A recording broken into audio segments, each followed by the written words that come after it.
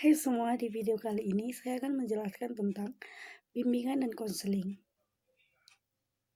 Itu yang pertama, asesmen anak, di mana asesmen anak ini secara umum kita dapat melihat gambar klien yang meliputi kepribadian, keemosionalan yang menguasai jiwa anak, latar belakang keluarga, latar belakang ekonomi, sosial, dan bahkan latar belakang budaya. B. Penelaan masalah. Pada anak-anak prasekolah, perilaku yang dapat dipandang normal untuk usia tertentu sulit dibedakan dari perilaku yang bermasalah, kecuali gejala yang dampak sudah mengarah kepada kelainan perkembangan atau psikologinya.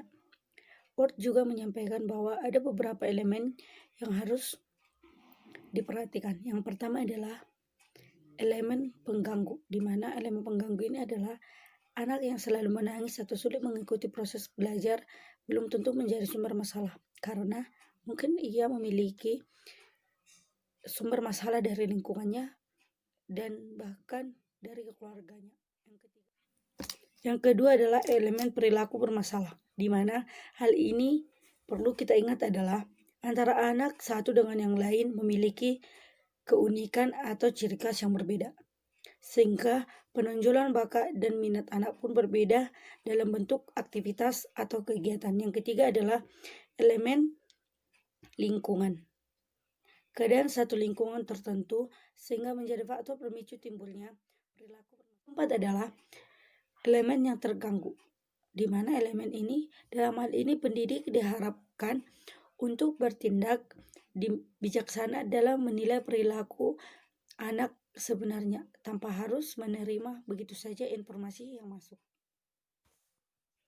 Yang kedua adalah tahapan proses. Dalam hal ini dibutuhkan kesabaran karena mungkin saja apa yang telah direncanakan akan berubah tergantung pada situasi yang terjadi.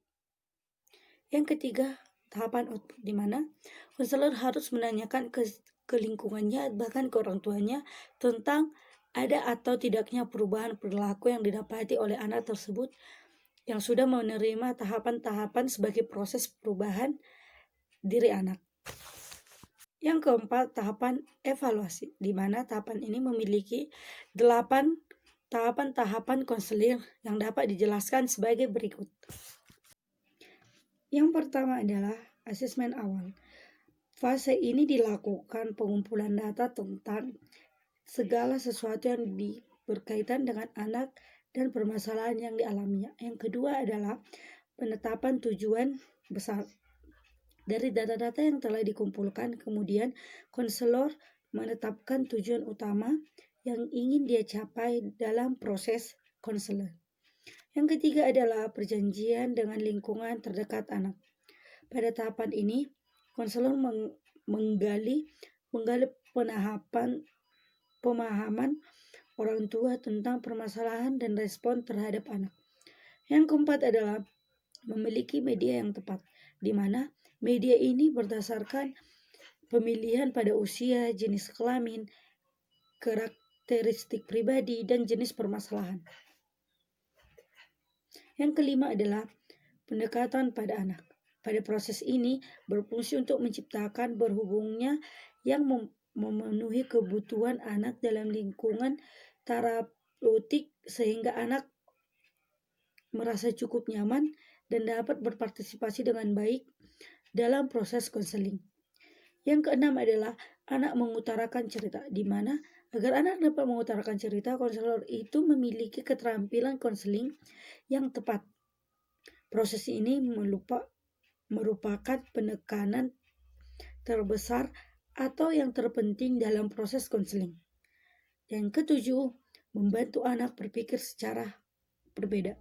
Proses ini diperlukan untuk membantu anak belajar cara berpikir dan berperilaku yang baru, sehingga anak dapat berpartisipasi dan menimbulkan dampak negatif dan tidak lagi menimbulkan. Yang kedelapan adalah penilaian akhir dan evaluasi, di mana penilaian ini sangat melibatkan orang tua. Evaluasi ini digunakan untuk menilai keefektifan kinerja konselor dan untuk keperluan rekomendasi. Dan yang terakhir adalah yang ke-9, kasus ditutup. Setelah dilakukannya beberapa evaluasi tersebut, proses konseling dapat diakhiri dan ditutup.